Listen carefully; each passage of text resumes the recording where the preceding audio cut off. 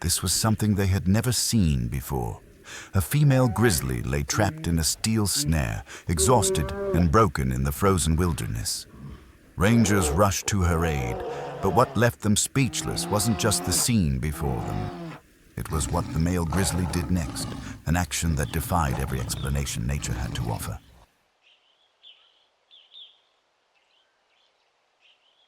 Late autumn in Yellowstone carries with it a strange, haunting stillness. The trees blaze with burnt orange, faded gold, and deep brown, carpeting the land like an ancient tapestry beneath a sky of ash gray. But don't let the calm fool you. This is nature's final sprint for survival. Elk, foxes, bears, all are scrambling to stockpile the last of their food before the heavy snow settles in and winter's darkness stretches long. It's also the time when poachers grow bold, moving under cover of that same quiet. At the Northern Patrol Station near Black-tailed Deer Plateau, Ranger Caleb Numa was taking his first sip of coffee. He had spent nearly 15 years in Yellowstone, a man of few words but sharp instincts and unwavering discipline. To him, every strange sound in the woods was a message waiting to be understood. At exactly 6:48 a.m., the park's motion sensors triggered an alert. Unusual movement had been detected in an area where bears rarely ventured this time of year. Caleb climbed into his pickup, checked the coordinates on the digital map, and scribbled a quick note in his logbook. Blacktail area. Confirm bear or large animal. The drive took 40 minutes, winding through narrow canyons and blind turns hidden by dense forest. When Caleb arrived, 2 fellow rangers were already there. One of them stood frozen, face pale as chalk, and what Caleb saw next made his chest tighten. A young female grizzly was caught in a massive steel jaw trap, an illegal device in Yellowstone, designed to crush bone and hold its victim until the poacher returned. The trap clamped down on her front left leg, and blood had pooled beneath her, soaking into the faded grass. She didn't roar. Instead, her breathing came fast and shallow, each exhale a whisper of pain.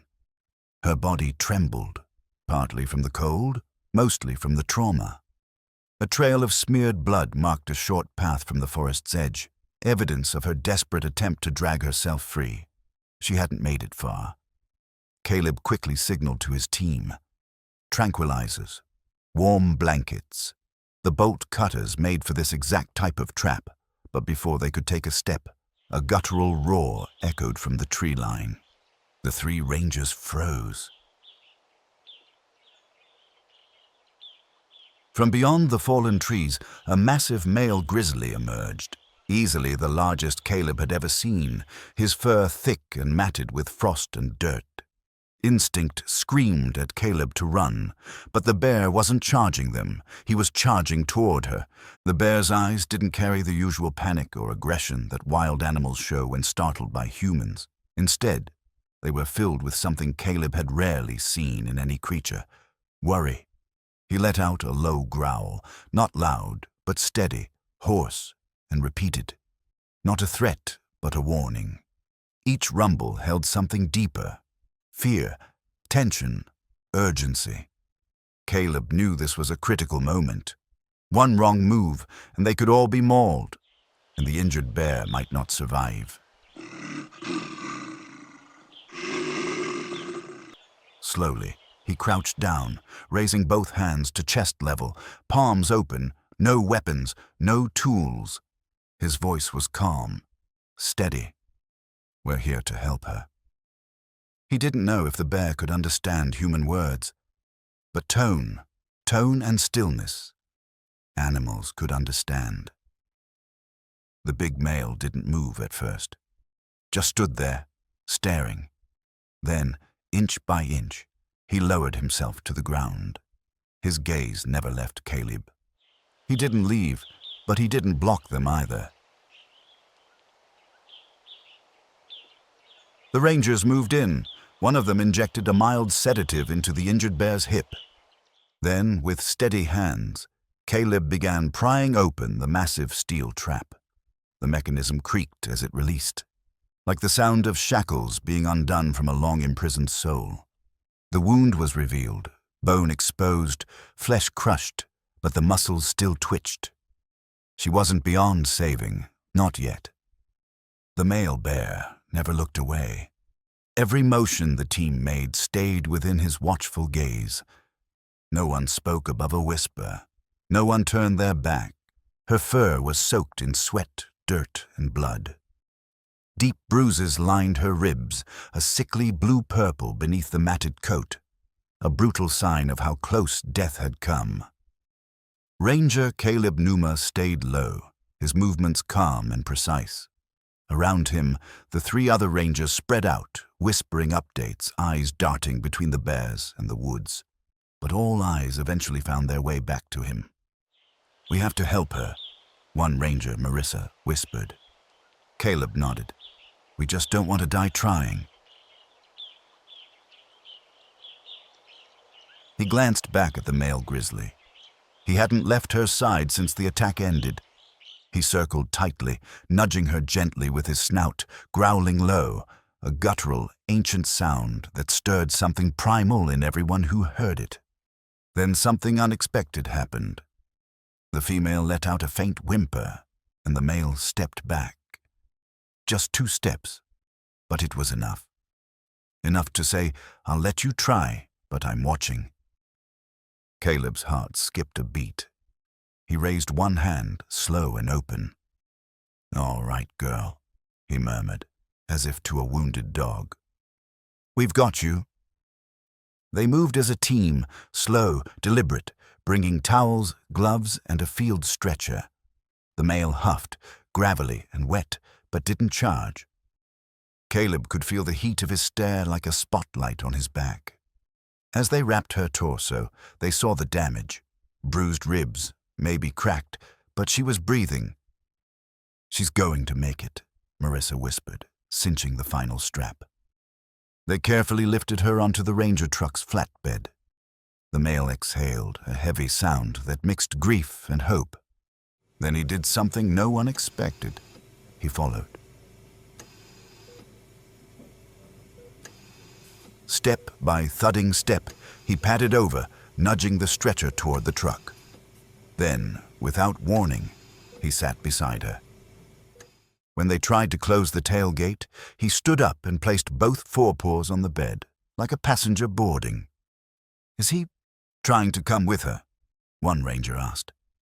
Caleb swallowed hard. "I think he is." A heavy silence followed. A decision had to be made. Fast. If they drove off, would he chase them, get aggressive, or worse, disappear, thinking they'd taken her forever? Caleb made the call. Give them the supply truck, open flatbed. Let him stay with her. With trembling hands, they transferred the female onto the wide, open platform of the larger transport vehicle. The male climbed up behind her.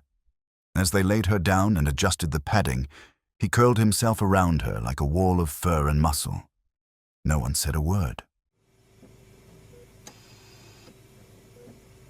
They drove in silence, every bump in the forest road rattling both nerves and hearts.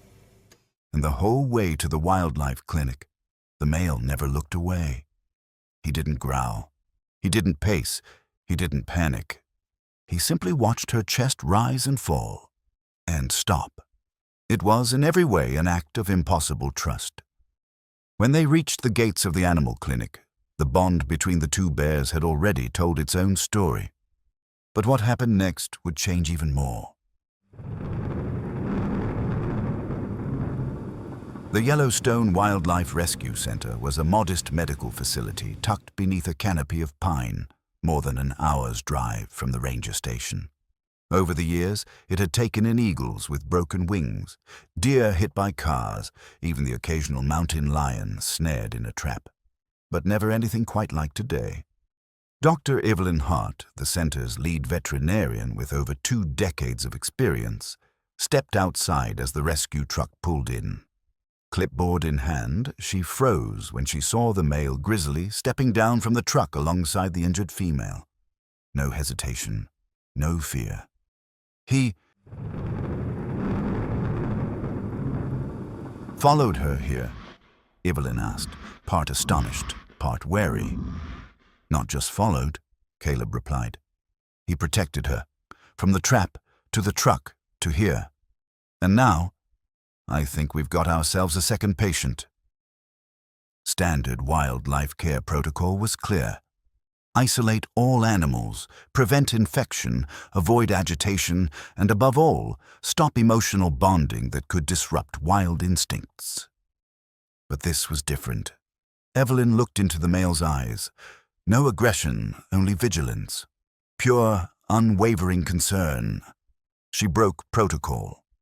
Prep treatment room 3, expand the space, and don't lock the door. Inside, the lights were soft and the temperature steady. The female, temporarily named Orin, was put under deep anesthesia. Her wounds were cleaned, muscle tissue sutured, and her shattered leg stabilized. The injury had nearly reached the central nerve line. Without swift intervention, she would have faced certain necrosis. For nearly 3 hours, the male, now called Luma, sat outside the surgical suite's glass wall. He didn't roar, didn't pace, just stared in, unblinking. When Orin was wheeled out on a mobile gurney, Luma rose and quietly followed. Everyone paused. No one had ever seen anything like it.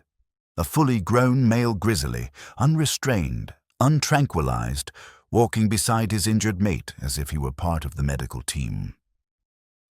That night, Luma didn't sleep. Every time the machines beeped louder or Orin's breathing quickened, he stood vigil. Evelyn returned at 2 a.m. for a vitals check. She expected a protective bear on edge. Instead, she found him watching her, his eyes deep and calm. He didn't move as she adjusted IVs or pulled the blanket straighter. Only when she touched Orin's paw did he lower his head again, as if he understood. You're helping. That's enough. Orin stirred at 6:15 a.m. A faint groan, a twitch of her leg, a flutter of her eyelids. Luma sat up instantly, alert. And when she lifted her head and met his eyes, something passed between them that no human in the room could explain. Luma gave a soft snort. Orin blinked slowly in return. Then she rested her head back down. She knows he's here, Evelyn whispered. That's all she needs right now. They kept the room warm, quiet, no cages, no restraints, because what they were witnessing wasn't just rare. It was sacred. Over the next 2 days, Orin grew stronger, her breathing steadied. Her wounds began to close. Luma never left her side, sometimes curled at her feet, sometimes pressed against the wall. He never touched the machines, never growled at a staff member. Only once, when Orin whimpered in her sleep, did he rise and gently press his forehead to hers.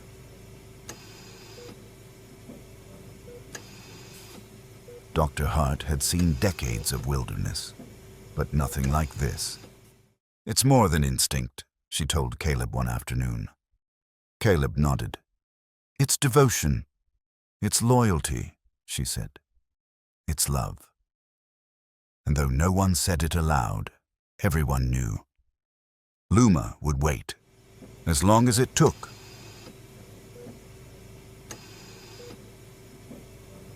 On the 4th day, an unexpected windstorm, rare for that time of year, snapped a nearby power line. The center's backup generator kicked in, but not before a thunderous bang echoed through the facility. The lights dimmed. Monitors beeped erratically. Orin startled, eyes wide with fear. Luma stood up abruptly and let out a deep, primal roar. The room filled with tension. He began to pace, growling low. When a nurse stepped in, he snapped his jaws in warning. It was the first time since arriving that Luma looked ready to defend, not just emotionally, but physically.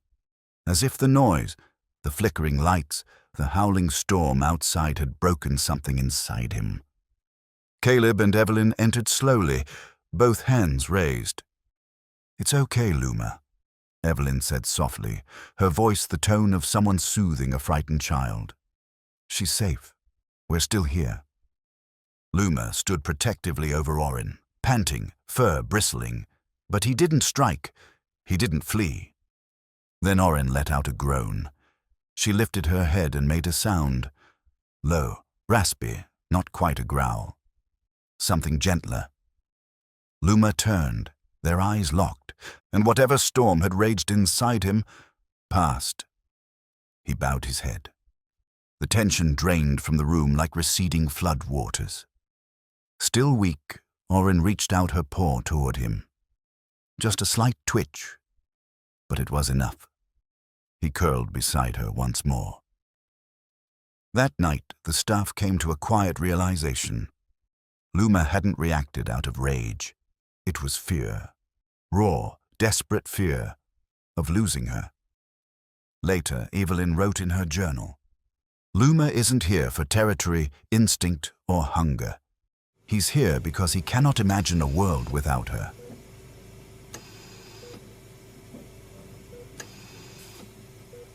On the 6th day, Orin was fully conscious. She still couldn't walk, but she could lift her head, turn her neck. When she saw Luma just inches away, no more than a foot, their eyes met. She let out a raspy sound, something like a sigh. Luma responded with a soft chuff, a low, throaty greeting filled with gentleness. They didn't need language, just presence. For most wild animals, captivity, injury, and proximity to humans are enough to break their spirit. But in this unfamiliar space, Luma and Orin had grown stronger. They weren't tamed. They were simply taking refuge, a temporary pause in the wilderness of life, holding on to each other. Evelyn and the treatment team made the rare call to keep the pair recovery model, even though it defied standard protocol. A special space was designed so Luma could lie close without interfering with medical equipment. A ceiling-mounted camera recorded every subtle moment between the two. By day 10, Luma began eating again, but only when Orin was fed a fortified milk blend through a tube. He ate when she ate, slept when she slept, stayed quiet when her eyes closed. There was no scientific term for this behavior. It wasn't instinct, it was devotion. It was love. A week later, Orin's main wounds had started to heal. She stood, tentatively, unsteady, but moved a few short steps within her recovery zone. Luma never touched her, never guided her, just followed, eyes locked on her every movement like a silent bodyguard. And then came the footage. At first shared internally, then online. The world watched in awe. A fully grown male grizzly, unchained, uncaged, keeping vigil beside his injured mate, not out of fear or command, but out of something deeper. The media gave them a name, Luma and Orin, Love in the Wild. Dr. Evelyn Hart summed it up in her clinical report. This is no longer instinctual behavior. This is a form of deep emotional connection. When we humans think we alone know how to love, to wait, to fear, and to hope. Luma proves nature also has hearts that beat for each other. On the 43rd morning since Orin was freed from that steel trap, the first light filtered through the pine canopy, casting soft shadows across the recovery room's frosted glass. The fourth pump had gone silent. The scent of antiseptics still lingered, but in its place was something quieter, steady, restful breathing. Luma still lay beside her, his head resting lightly against the wall. The night before, for the first time in weeks, he had slept deeply. Orin had stood, taken a few shaky steps, eaten on her own. Then gently, quietly, pressed her head to his chest like a thank you only they could understand. Dr. Evelyn Hart and Ranger Caleb stood in the observation corridor. Neither spoke. Over the course of this recovery, they had learned one thing. Some moments belong only to the wild. Evelyn opened her notebook and marked a line. Orin walking independently, wounds healing well, tube removal and full mobility expected in 2 days. Reintroduction to the wild. Recommended. Caleb turned to her. You sure about that? Evelyn nodded. If we keep them too long, they'll forget what it means to be wild. They don't belong behind walls, Caleb. They belong to the forest. That afternoon, the rescue team began preparations for the final stage, rewilding. For most wild animals, this is simply a return to nature, but for Orin and Luma, it was more than that. It was a new beginning, one marked by scars, both physical and emotional, but also by togetherness. Northern Yellowstone was chosen as their release site, a remote area, far from human paths, with flowing streams, thick young grass, and ancient pine forests, close enough for monitoring, yet distant enough for independence. The next morning, 2 light trucks rolled out from the medical center. In one bed, Orin lay quietly, her head resting on a thick bed of straw. Luma didn't lie down. He stood near the edge of the truck, scanning the forest as if reacquainting himself with the land.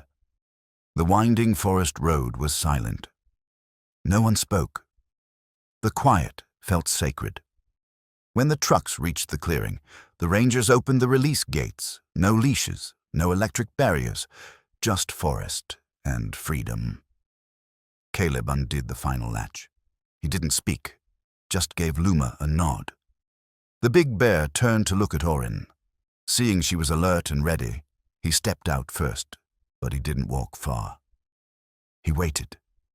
Orin stepped down. Her first steps were slow, but steady. The earth was soft and cool beneath her paws, the moss damp and forgiving, not like the sterile tiles of the medical ward.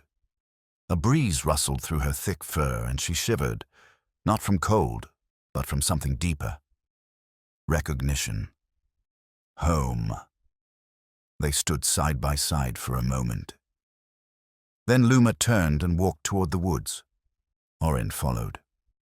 Neither looked back. They didn't need to. Everyone who witnessed it held their breath.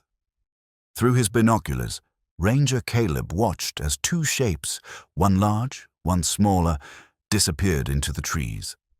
They didn't rush. They didn't glance back.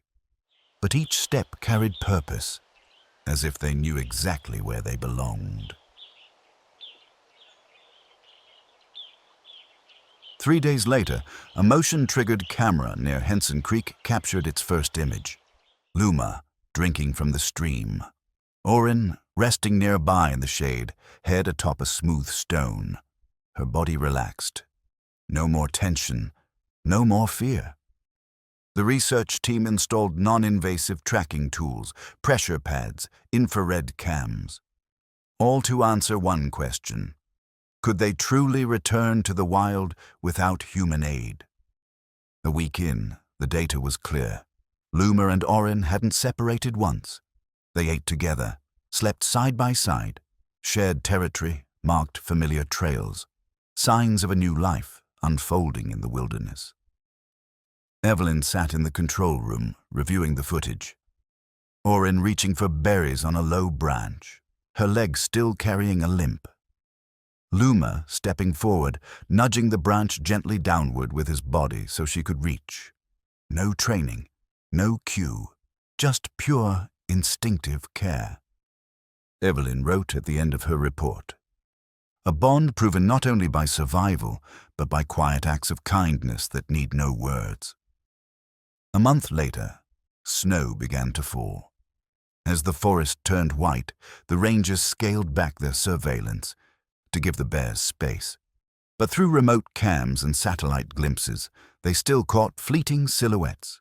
Luma in front, Orin behind. Sometimes she led, but they were never apart.